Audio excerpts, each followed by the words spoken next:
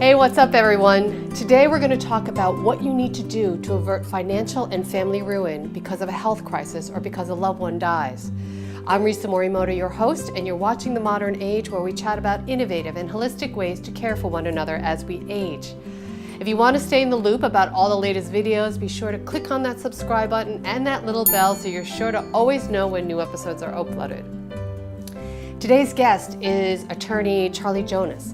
Charlie specializes in estate planning, trust and probate administration, and conservatorships. He breaks it down for us, and we'll learn why it is so important to know what happens and what the consequences are when we don't have a plan for later in life or when a loved one dies. He's also a grief counselor, so he's able to help families with the emotional trauma that often comes with the death of a loved one. So check it out. Today, we want to talk about the law, we want to talk about estate planning, grief counseling, all the things that you do that bring a lot of relief to people, but I think a lot of people still have a lot of confusion about, right? I don't think people do it as properly as they should. You know what, if you do anything, you're doing it properly. It's just getting in the door is the big thing, Risa, just getting people in the door. Right. Well, tell me a little bit about yourself, actually, what you do. Okay. Aside from rescue cats and dogs. Rescue cats and dogs and restore old houses. Yeah. This one anyway. A number of things. What I enjoy most doing now is representing conservatee clients as a court-appointed attorney typically, and I like that because it doesn't require a lot in the way of legal stuff. What does that mean? That means filling out lots of pleadings and detailed little pages and form pleadings that are very precise and very particular. What it does require is engaging with a client in a really difficult time in their life, often clients who are incapacitated because of physical injury, because of debility and decline, because of dementia frequently. Well, if you can define actually conservatee. I don't even think people know what that is. Okay, so conservatorship, a court-supervised process for naming someone, individual, family member, friend, private professional, to take care of the personal and business life of an individual who is no longer able to do it her or himself. So how is that different from a power of attorney then? If you've done a power of attorney, you don't need a conservatorship. I mean, that's part of the discussion in estate planning is let's get this healthcare directive and this financial power of attorney in place so you don't have to have a conservatorship. So it only comes into play if you've not designated anybody to be your power of attorney. Yeah, given someone the legal authority to act for you, that's correct. Yeah. I think a lot of families haven't prepared to do their advance directives, right? Their power of attorney's healthcare proxy and stuff. And like in my case, my mother was healthy, she was 65, we were having lunch and she had a massive stroke in front of us, and that was it. Right. Luckily for us, she did have the paper. But in the case, so for example, like if she didn't, okay, what would happen? Then someone, you, dad, somebody, family member, friend, anyone really, can petition to be appointed conservator of your mom's person and her estate, if she had an estate.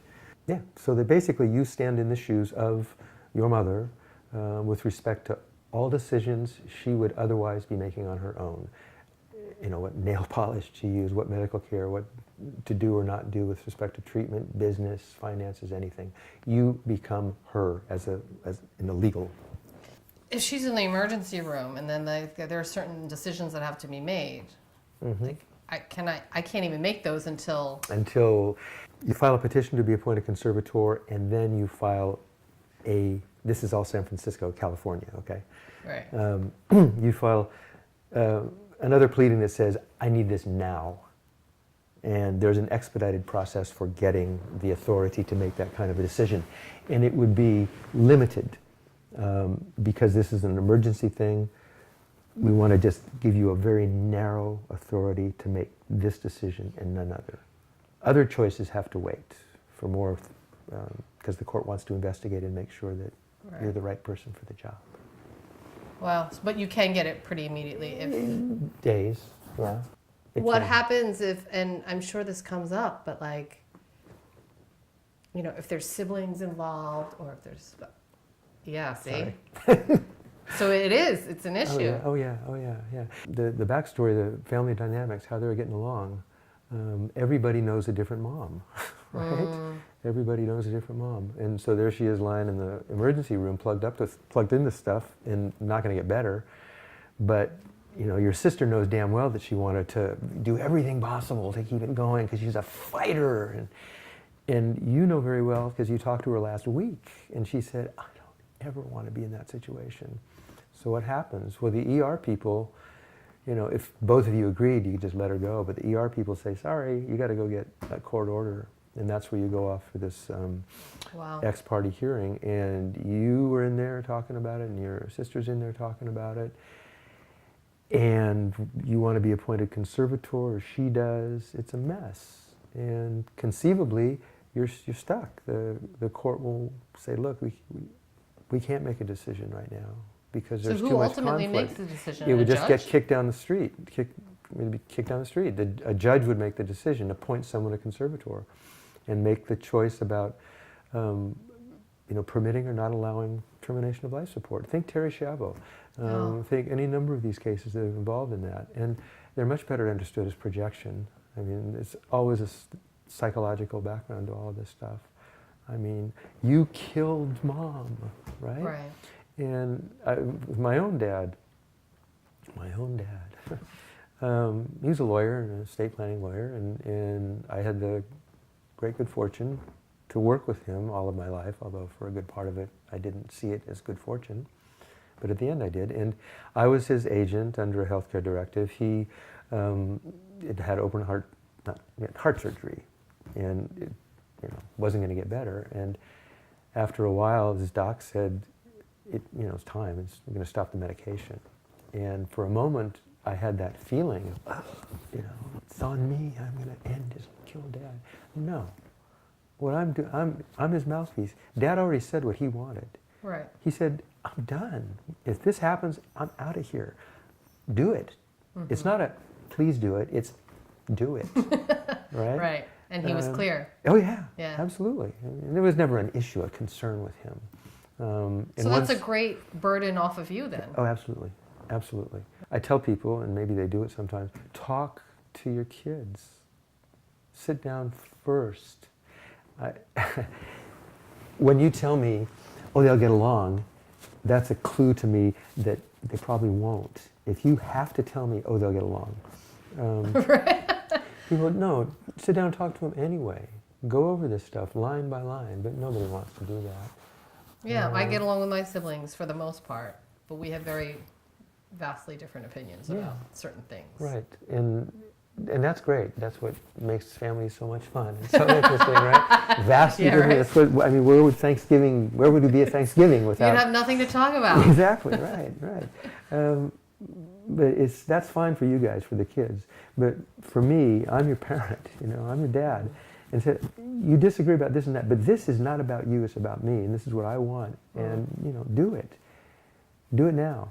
And some lawyers will, if there's a lot of conflict and there's enough money involved, because often it can involve around that, videotape something, right? Oh, interesting. Do this, right? Well, Risa, tell me, what are your feelings about end of life, and how do you want your children to take care of this? That's, an outlier. I've never done that, but there are cases where I wish I had. Right. So you must seen the whole spectrum. Well, I've seen a lot of it, not the whole spectrum, but a lot, and I've heard stories about the rest of it. But typical conservatorship comes in play when they're single and alone.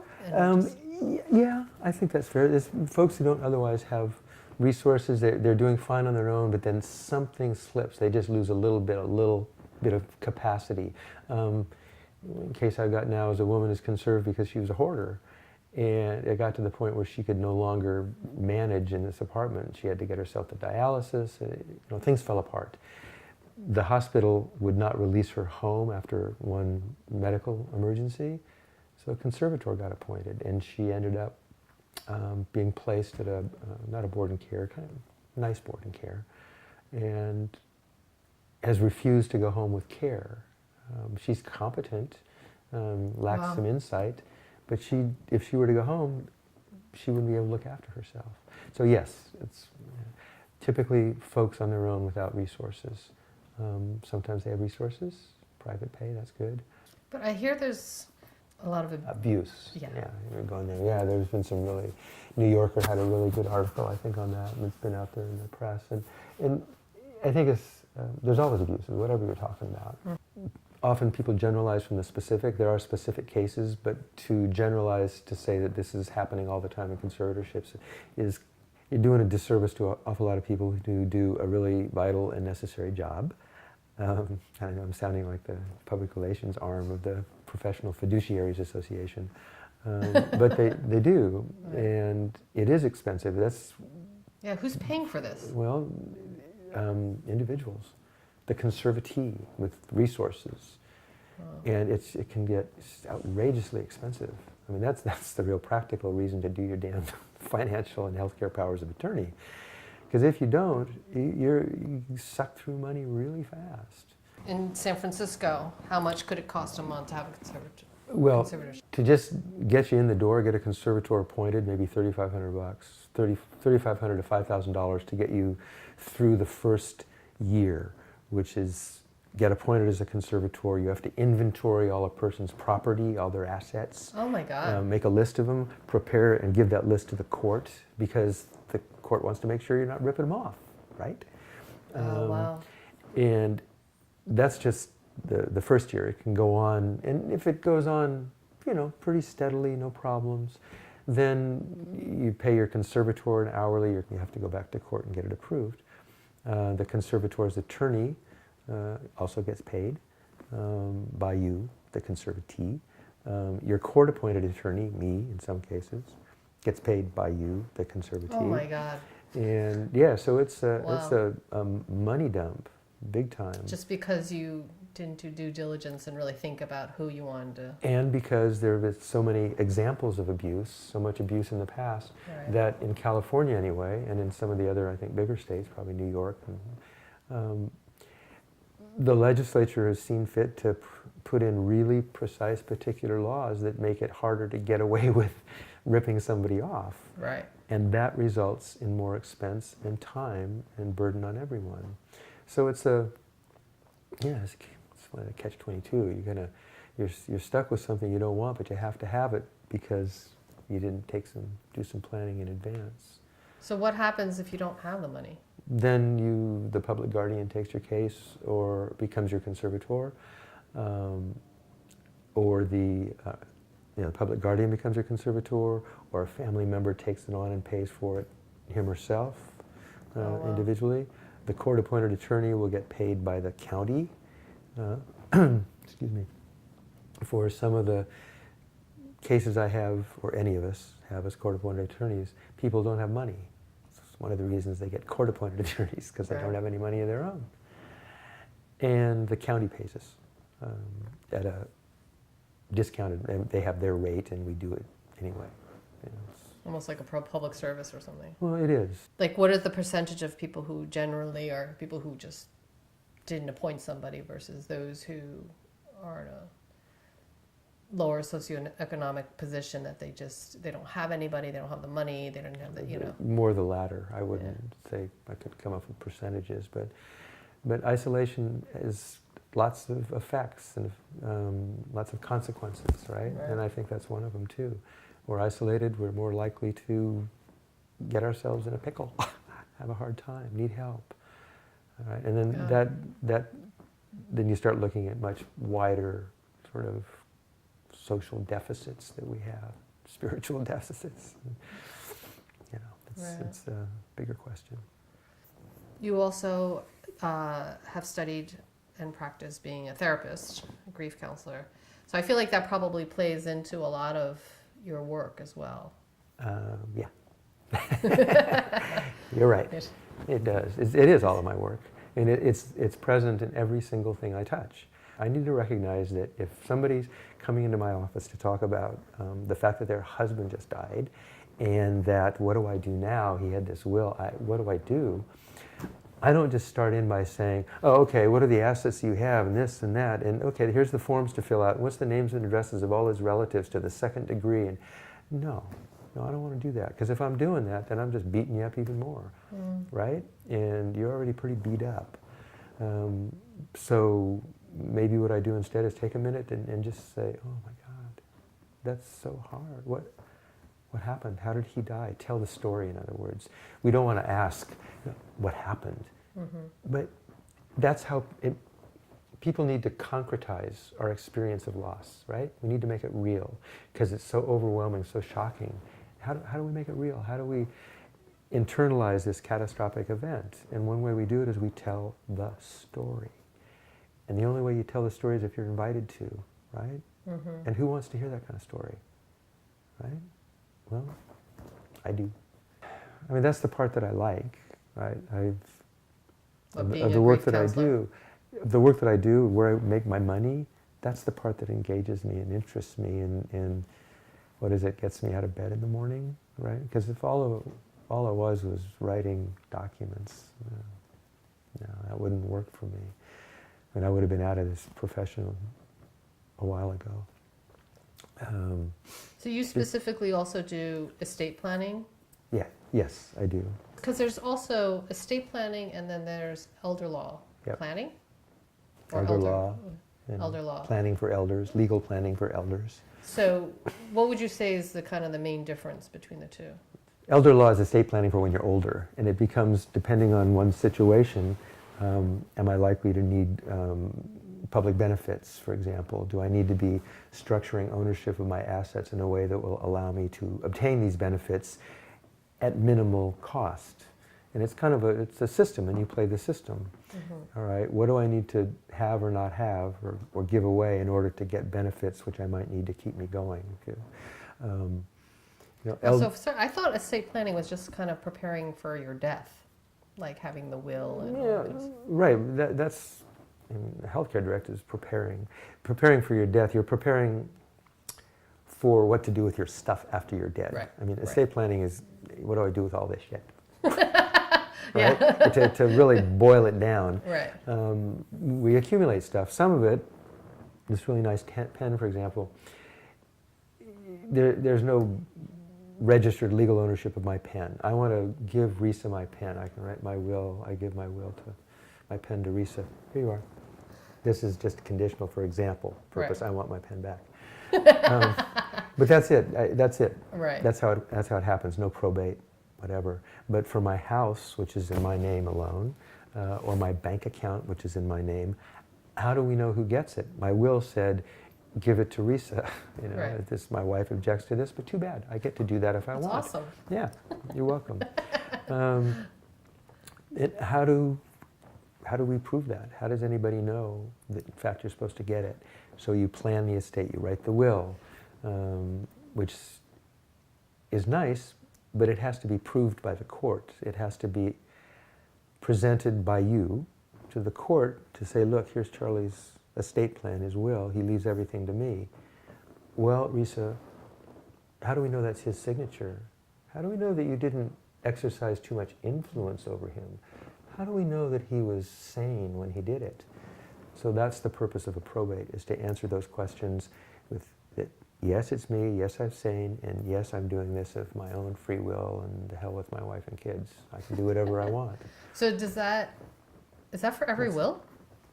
It goes every through will that probate? No, it doesn't. I can do a will, but if all I'm doing is giving away my bicycle collection, it doesn't go through probate, because my bicycles, which I will not leave to you, it's like my pen. Right. It just passes by delivery. That's the concept. It's just very practical. We're not going to probate anything that doesn't involve, first of all, a certain threshold level of value of money, and second, the third-party ownership questions. How does the buyer of this house know that you now own it rather than me? That's what we have to do in the court process. So estate planning, yeah. Who gets what, when, how? Do you have young kids that might need a guardian? We put that in the plan. Do you have kids who are special needs or a parent that needs to be taken care of? So you carve out a benefit for your parent and say, I want to leave my stuff after I die in trust for my mom, and then when she dies, give it to my kids. Right. And this is the subject of these kinds of studies, of really dry as dust estates and trust classes in law school, which is a shame. Right. That was how I experienced it too, but it doesn't have to be. Yeah. So what happens if you die without a will? Well, and you own a house. The state of California has, the legislatures have written a will for you. There's the intestacy statutes. Intestate is without a will, right? Without a testament. A new word. Yeah, intestacy. It's a term of art. Sounds like some sort of awful illness. Sounds like something that happens to your dog when you take him to the vets, your male dog. I thought of that. In what? What? You're going to lose what? But yeah, intestacy. And it's, the idea is that, well, Charlie died without a will. He has a wife and a couple of kids, and then he's got a first wife and a couple of kids by the first marriage. So there's a series of, there's a lot of laws that try and parse that out. Imagine what I would want given this situation.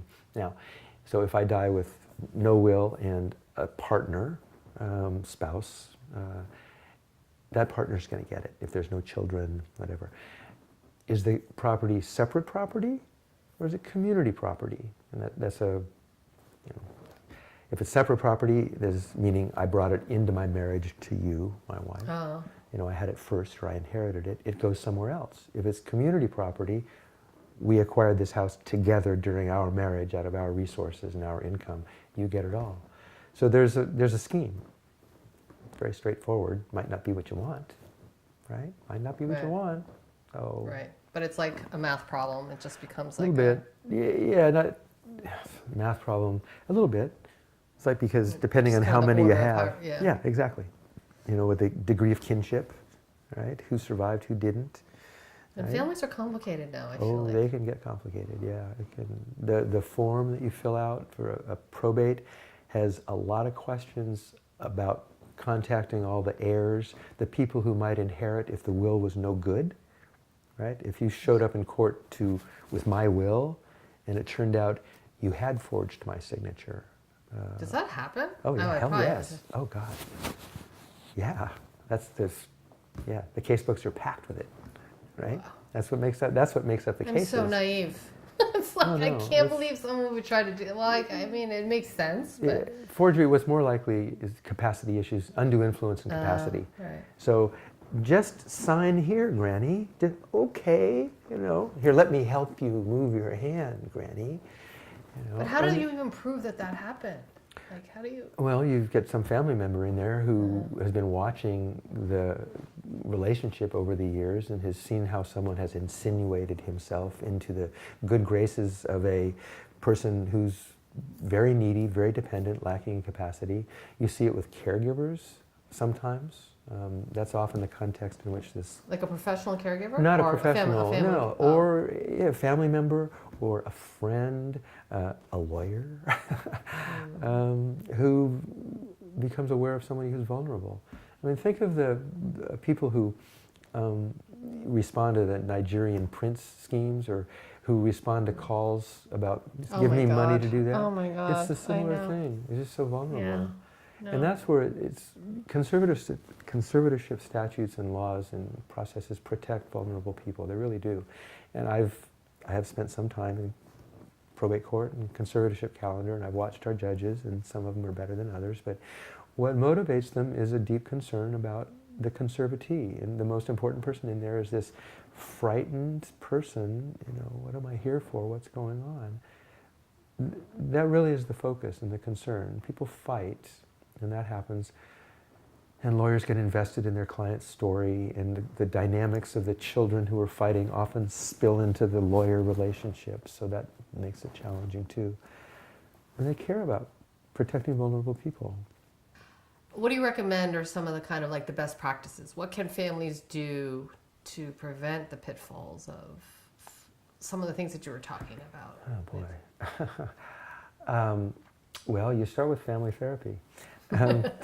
Just do it. Have the conversation. I mean, if family therapy, there's one sort of, I'm going to divert a little bit here, but one school of family therapy, family systems, takes the view that you don't need to have the whole family in the room to do the intervention. And if you can have one person in the room and alter that one person's approach and perspective and dynamic in the system, you're altering the system. And that's going to shift it so people are going to get along better. And what do you mean by that? Like, for example? Well, for example, you're in a conflict with your family. You know, there's stuff going on. It makes it hard. And you come to see the therapist and you're all frustrated.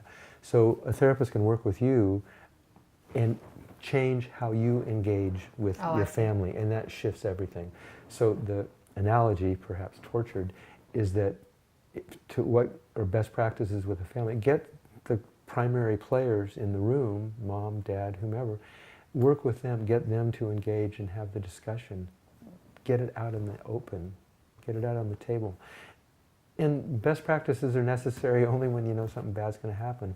If a family gets along, well then, let's back up.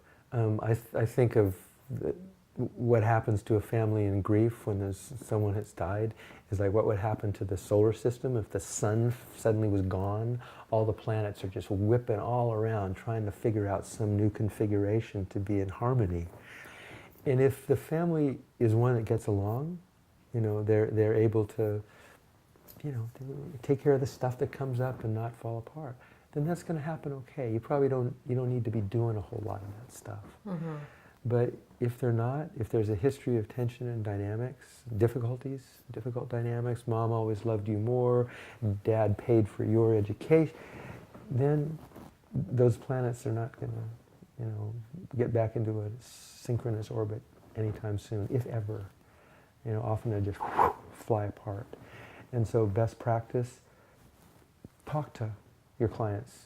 How does everybody get along? Oh, they're fine. That's a clue. Somebody says, oh, they're fine, means let's dig deeper. So if they say, well, you know, they have their difficulties, but, you know, but they've managed to sort it out. Okay. Mm-hmm. But find out what that's like. What's the dynamic that exists in the family up to now, right? How is that going to impact how they'd all get along when you're dead? I guess that's where you'd start. That'd be the best practice. And then anticipate that, plan for it, plan the estate plan to address some of those issues. In the healthcare directive, right, I know that my son Clint is convinced that I should live forever. However, Clint, I'm not going to, and this is what I want. Don't listen to Clint if he tries to stop this train, right? Wow, you can actually write that in here. You're damn right. And I haven't ever done it quite so personally and specifically because, you know, Clint's my son and I love him.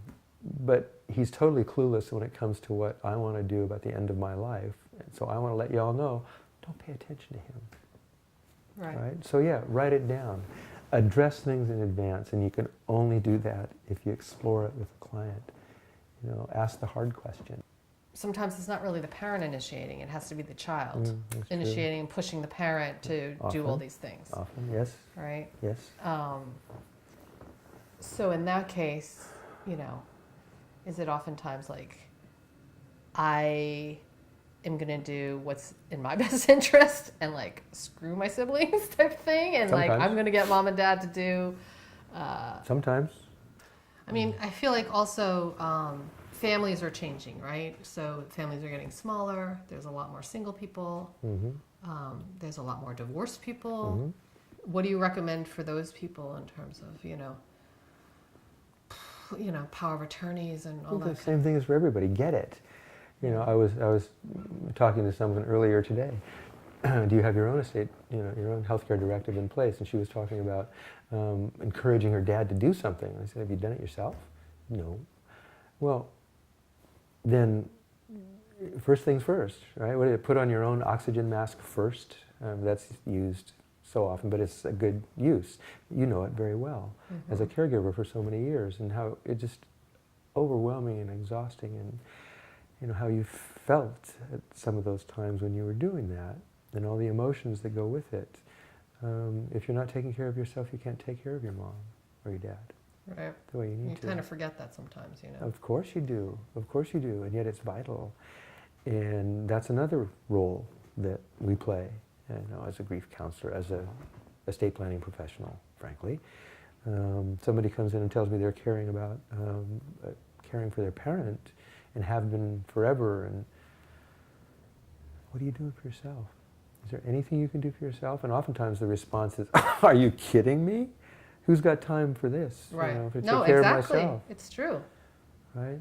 So, Sometimes they're also caring for kids. yeah, I know. Yeah, the sandwich generation. You know, I feel like also these conversations happen when crisis hits, Well, of right? course, yeah. And estate planning happens because we feel like now we're old. You know what I mean? Or whatever. Yeah, right. But there's like no age. Yeah, of course not. Part of it is stuff, it's a practical matter. Like, you don't need a will if you don't have stuff. Right? You just don't. Your parents are going to get it. Who's going to take care of your cat? That's what it comes down to, right? But that's really important. It is. It is. But you're not going to have a will to do it. You're going to tell your roommate that make sure that salt and pepper get taken care of, right? But you do need a healthcare directive, and we sit down. Let's all do our healthcare directive. Woo! Let's do that at Thanksgiving, right? Right. No, it's true though. I just feel like after we had chatted earlier and this whole issue of conservatorship and stuff and not having, it's so easy to get those forms together. It's really not, there are certain things that are definitely a lot bigger pain in the ass to do. Yes. But I feel like at least your healthcare proxy, your DNR, if those things are important to you, Healthcare right? proxy. That's the one thing, because that's your life. That's do I live or do I die? If there's all those documents, if there's one that you absolutely, I'm going to insist that you do, it'd be that one. And I mean, if you've got lots of money, then you want to take care of that. But that's the one that's going to have a giant impact on your life. Charlie and I would love to hear your thoughts, so please feel free to leave a note in the comment section below. If you found the video helpful, share it with your friends and family, and be sure to subscribe so you'll always be notified as soon as new shows are uploaded. Feel free to DM me on Instagram or Facebook at This Is Modern Aging. The best way to keep in the loop, though, is to sign up on our email list at thisismodernaging.com. To live your best life tomorrow, you gotta start today. So thank you so much for watching, and we'll see you next time on The Modern Age.